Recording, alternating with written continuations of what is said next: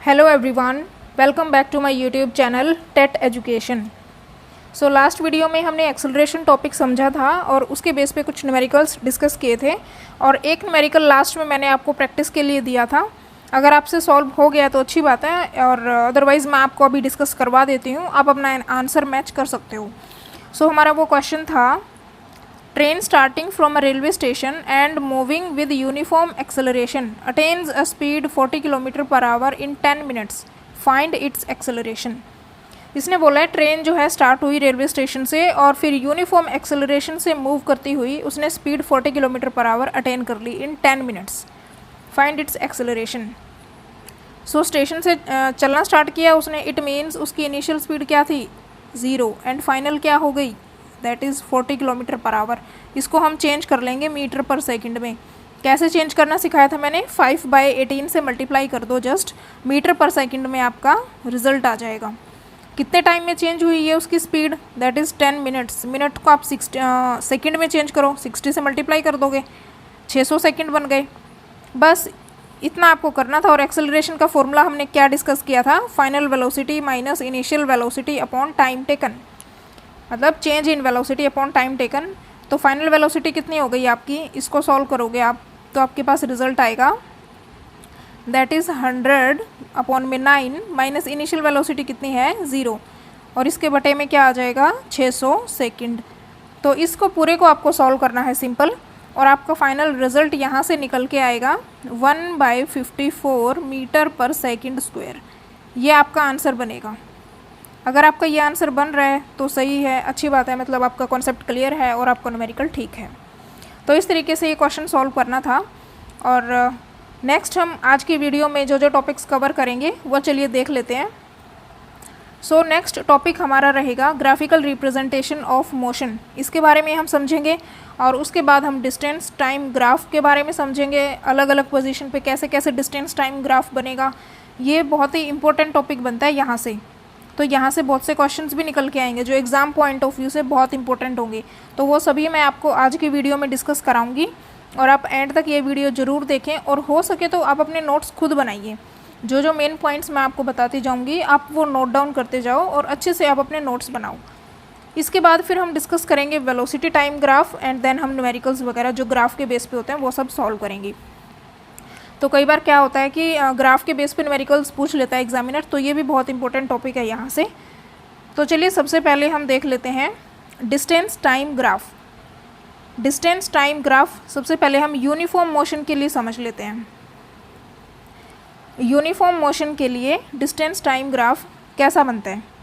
तो uniform motion हमने क्या समझी थी, ऐसी मोशन जिसमें इक्वल टाइम इंटरवल के साथ इक्वली जो है उसका डिस्टेंस चेंज हो, वो होती है हमारी यूनिफॉर्म मोशन।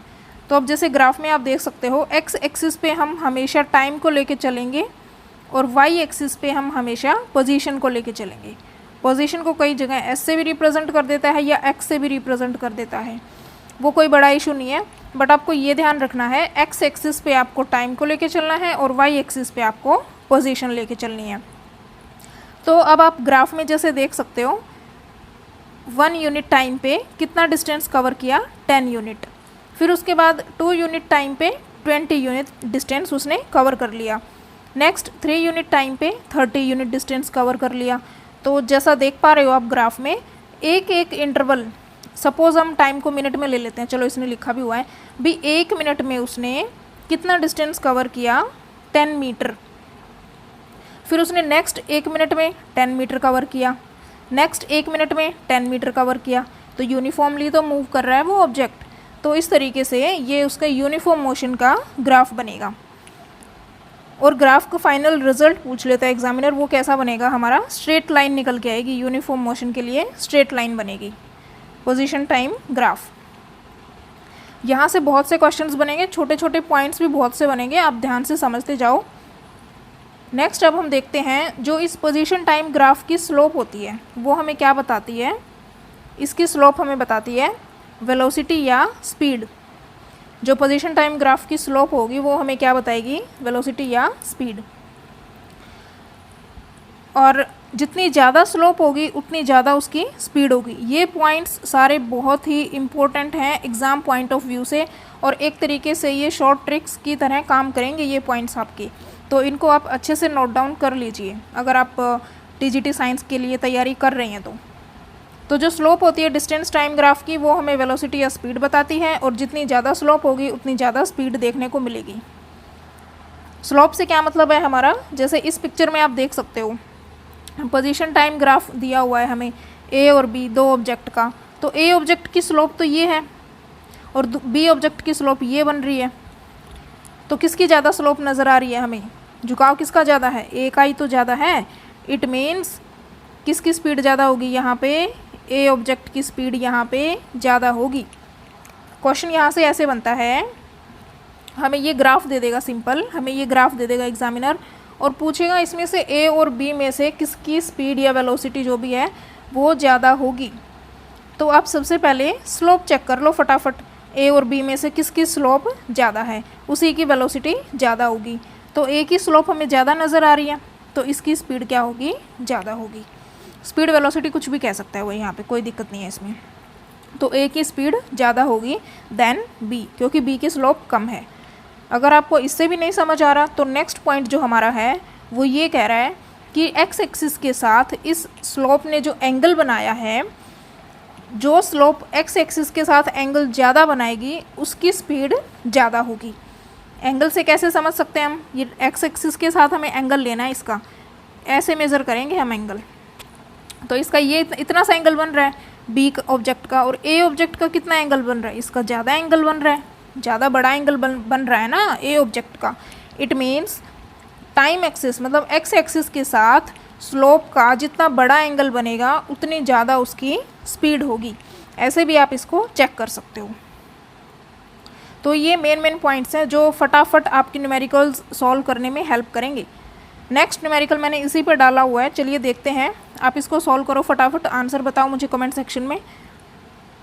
तो ये क्वेश्चन बोल रहा है, two straight line drawn on the same displacement time graph makes angle 30 degree and 60 degree with time axis respectively. Which line represent greater velocity? What is the ratio of the two velocities? तो इस graph में हमें ए और B दो object का जो है same ही graph में हमें रिजल्ट दिया हुआ है। ए ऑब्जेक्ट जो है 30 डिग्री एंगल बना रहा है with X axis with time axis, and B जो है वो 60 डिग्री एंगल बना रहा है विद टाइम एक्सिस। तो सबसे पहले तो इसने यही पूछ लिया कि which line has greater speed या वेलोसिटी। तो ऑब्वियसली जिसका बड़ा एंगल होगा, क्लियर कट हमें नज़र आ रहा है ना 60 डिग्री, किसका है वो, बी ऑब्जेक्ट का। बी ऑब्जेक्ट की वेलोसिटी ज़्यादा होगी। इसका हम फटाफट आंसर कर देंगे, बी वेलोसिटी, बी ऑब्जेक्ट की जो वेलोसिटी होगी वो ग्रेटर होगी देन ए ऑब्जेक्ट से। तो एक क्वेश्चन हमारा सॉल्व हो गया। सेकंड पार्ट में इसने बोला है what is the ratio of two velocities. अब इन दोनों की वेलोसिटी की रेशो क्या होगी। अब देखो जो स्लोप होती है वो हमें कैसे पता चलती है, हम मैथमेटिक्स में भी पढ़ते आए हैं ना 9th और 10th में, बेसिक हमें इतना सा तो पता ही है। स्लोप जो है वो टेंजेंट थीटा के बराबर होती है, इससे हमें स्लोप पता चलती है। एक बार आप स्लोप का कॉन्सेप्ट समझ लीजिए अच्छे से। चलिए इसी ग्राफ पे हम चलते हैं। अब देखो हमसे स्लोप पूछ ले एग्जामिनर, कैसे निकालेंगे हम। टेन थीटा किसके बराबर होता है, परपेंडिकुलर बाय में बेस, यही तो पढ़ते हैं हम अपनी ट्रिग्नोमेट्री में। तो अगर हमें मान लो 3 से 4 के बीच में स्पीड निकालनी है तो हम क्या करेंगे, ये इनिशियल और ये हमारा फाइनल, इतना सा डिस्टेंस ले लेंगे हम। सपोज़ यहाँ तक, सपोज़ हमने यही ले लिया, तो ये हमारा क्या बन गया, परपेंडिकुलर, और ये क्या बन गया, बेस। अब जो ये परपेंडिकुलर है, चेंज इन डिस्टेंस, ये डिस्टेंस में तो चेंज हो रहा है। देखो 40 से 30 10 मीटर का डिस्टेंस में तो चेंज है। और ये नीचे वाली लाइन क्या बता रही है हमें, ये टाइम में ही तो चेंज बता रही है हमें, 4 - 3 1 मिनट। अब ये परपेंडिकुलर, ये बेस, अगर मैं परपेंडिकुलर अपॉन बेस लिखूं तो क्या बन रहा है, परपेंडिकुलर क्या है हमारा, डिस्टेंस ही तो है, और बेस क्या बन रहा है हमारा, टाइम। डिस्टेंस बाय टाइम क्या होता है, वेलोसिटी। तो इस तरीके से जो पोजीशन टाइम ग्राफ की स्लोप होती है वो हमें क्या बताती है, वेलोसिटी। क्लियर है। Slope of the position time graph tells us velocity, velocity बताती है हमें। ये आप ध्यान रखना, ये जो स्लोप होती है डिस्टेंस टाइम ग्राफ की वो हमें क्या बताती है, वेलोसिटी। और ये किसके बराबर होती है, tan theta. Direct tan theta की वैल्यू हम निकाल लेंगे तो हमारे पास वेलोसिटी की वैल्यू आ जाएगी। तो अब इसमें ए ऑब्जेक्ट की वेलोसिटी कितनी होगी, tan थीटा। ए का एंगल कितना बन रहा है, 30 डिग्री। कितना आंसर आएगा, 30 डिग्री किसके बराबर होता है, 1/√3। एंड बी ऑब्जेक्ट का कितना एंगल बन रहा है, 60 डिग्री। tan 60 डिग्री, इसका कितना एंगल होता है, √3। सिंपल इन दोनों की रेशो निकालनी है। अब वो आप ऑप्शंस में देखना कि ratio velocity A with respect to B पूछी है या फिर B with respect to A पूछा है। अब देखो इसमें तो इसने क्लियर कट मेंशन नहीं किया ना, तो आप ऑप्शंस चेक करना और उसके अकॉर्डिंग फिर इनको डिवाइड करना, आपके पास फाइनल रिजल्ट आ जाएगा। तो चलिए जैसे हम वी ए अपॉन में वी बी करके देख लेते हैं, velocity of A object upon में वेलोसिटी ऑफ बी ऑब्जेक्ट। तो ए का कितना 30 डिग्री एंगल, तो इसका फाइनल रिजल्ट हमारे पास सॉल्व करके आएगा 1/3, मतलब 1:3। ये आंसर आ जाएगा हमारे पास A with respect to B. अगर ऐसे क्वेश्चंस में या तो क्लियर कट वो मेंशन कर देगा कि velocity A ratio velocity B निकालो, अगर नहीं दिया हुआ तो आप ऑप्शंस देख लेना और उसके अकॉर्डिंग फिर अपना रेशियो में आंसर निकालना। नेक्स्ट है आपका, ये कुछ मैंने अपने नोट्स बनाए थे जो अपनी तैयारी के दौरान, तो मेन पॉइंट्स जो हैं आपके वो मैं इसमें डिस्कस कराऊंगी। चाहे तो आप इनको नोट डाउन कर सकते हो, बिल्कुल मेन पॉइंट्स जो आपके एग्ज़ाम टाइम में रिवीजन करने में बहुत ही ज़्यादा हेल्प करेंगे। तो देखो सिंपल डिस्प्लेसमेंट टाइम ग्राफ हमने डिस्कस कर लिया, और θ1 θ2 बड़ा एंगल है θ1 से, θ2 इज़ ग्रेटर देन θ1। तो जितना जब बड़ा थीटा होगा उतनी बड़ी वेलोसिटी होगी, ये मैंने डिस्कस करा दिया आपको। ये चीज़ आप ध्यान रखना, टाइम एक्सिस के साथ जितना बड़ा एंगल बनेगा उतनी ज़्यादा वेलोसिटी होगी उस ऑब्जेक्ट की। नेक्स्ट फिर हमारा है जो ये हम एंगल मेज़र करते हैं, जैसे θ1 है θ2 है, इसको हमें कैसे मेज़र करना है वो आप देख लीजिए एक बार। Angle always take from positive X axis, मतलब एंगल को हमेशा पॉजिटिव एक्स एक्सिस की तरफ से मेज़र करना स्टार्ट करना है। जैसे हमें मान लो θ2 मेज़र करना है तो हम ऐसे मेज़र करेंगे, θ1 मेज़र करना है तो हम ऐसे मेज़र करना स्टार्ट करेंगे। समझ गए आप लोग? तो इस तरीके से हमें एंगल मेज़र करना है। अगर आपका थीटा लेस देन 90 निकल के आता है, अगर उसकी वैल्यू लेस देन 90 है तो आपकी स्लोप आएगी पॉजिटिव। पॉजिटिव स्लोप से मतलब है velocity will be positive, velocity भी हमारी पॉजिटिव होगी। नेक्स्ट है, अगर आपका थीटा ग्रेटर देन 90 है, 90 से बड़ी अगर उसकी वैल्यू है, then slope will be negative, then slope negative होगी और वेलोसिटी भी नेगेटिव होगी। ये दो पॉइंट्स आपको ध्यान रखने हैं इसमें। ओके, सो एंगल का आपको ध्यान रखना है, पॉजिटिव एक्स एक्सिस से मेज़र करेंगे, और थीटा अगर लेस देन 90 है देन स्लोप पॉजिटिव होगी एंड वेलोसिटी भी पॉजिटिव होगी। अगर थीटा ग्रेटर देन 90 है तो slope negative and velocity will also negative. ये चीज़ें आपको ध्यान रखनी है, बिकॉज आगे जब हम और थोड़ा कॉम्प्लेक्स करते जाएंगे चीज़ों को, वेलोसिटी टाइम ग्राफ भी समझेंगे, फिर एक्सेलरेशन का भी समझेंगे, तो उन चीज़ों को जब देखेंगे हम तो ये छोटी छोटी चीज़ें बहुत हेल्प करेंगी आपकी समझने में। अब जैसे ये एक मिक्स्ड ग्राफ मैंने डाला हुआ है इसमें, तो देखिए ये पोजीशन है, ये हमारा टाइम है, तीनों कॉन्सेप्ट इसमें मिक्स कर दिए। देखो ये स्ट्रेट लाइन बन रही है पहले, तो ये किसका एग्जाम्पल हो गया, यूनिफॉर्म मोशन का एग्जाम्पल हो गया ना। और एंगल कैसा है, इधर से मेज़र करना स्टार्ट करो, लेस देन 90 बन रहा है ऑब्वियसली, 90 तो ऐसे बनेगा आपका, 90 से तो छोटा ही है ना ये, इट मीन्स थीटा हमारा पॉजिटिव है।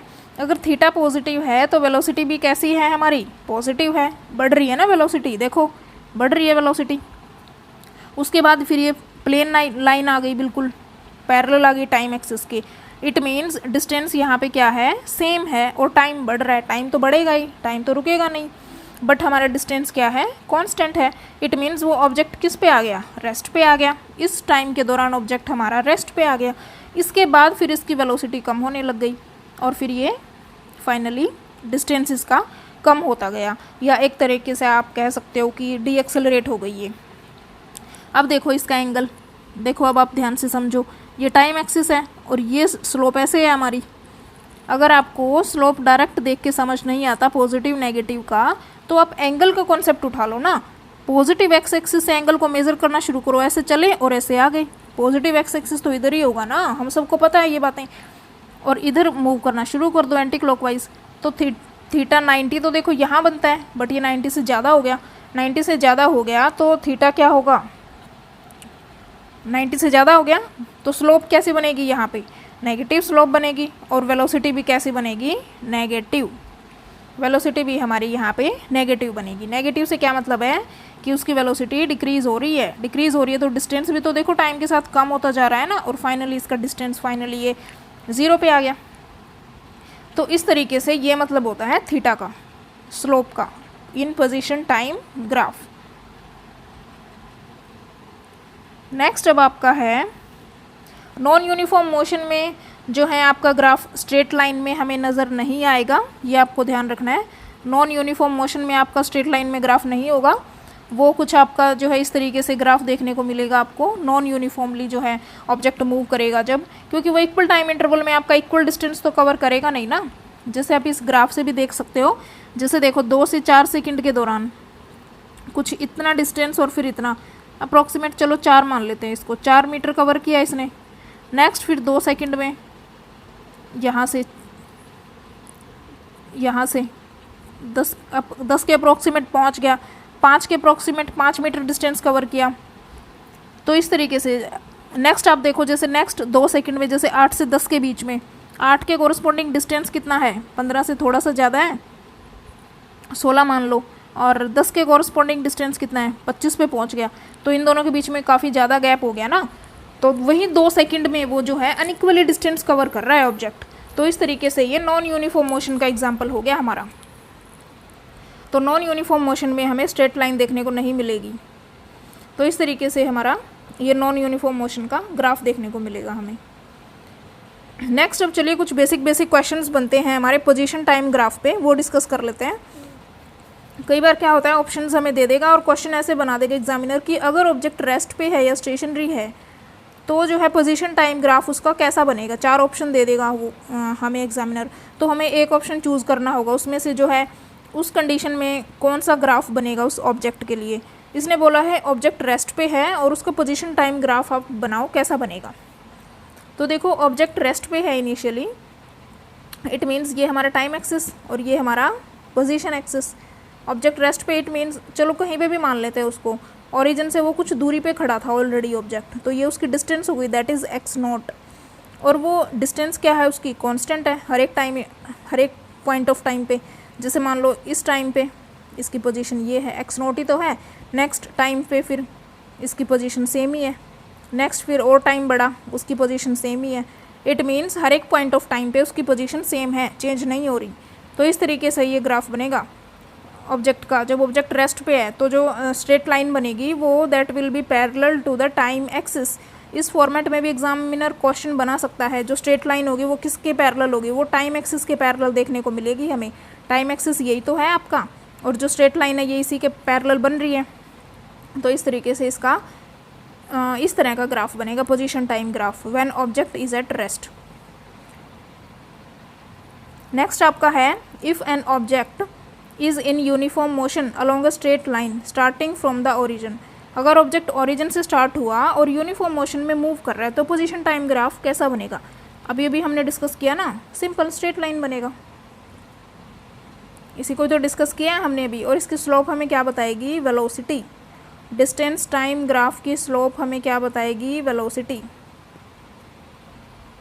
नेक्स्ट फिर हमारा क्वेश्चन है if an object is moving with constant negative velocity starting from the positive position draw the position time graph. इसने बोला है अगर ऑब्जेक्ट कांस्टेंट नेगेटिव वेलोसिटी से मूव कर रहा है और जो है कोई कुछ पोजीशन उसने कवर कर ली थी ऑलरेडी, वहाँ से वो मूव करना शुरू कर रहा है विद कांस्टेंट नेगेटिव वेलोसिटी, तो उसका पोजीशन टाइम ग्राफ कैसा बनेगा।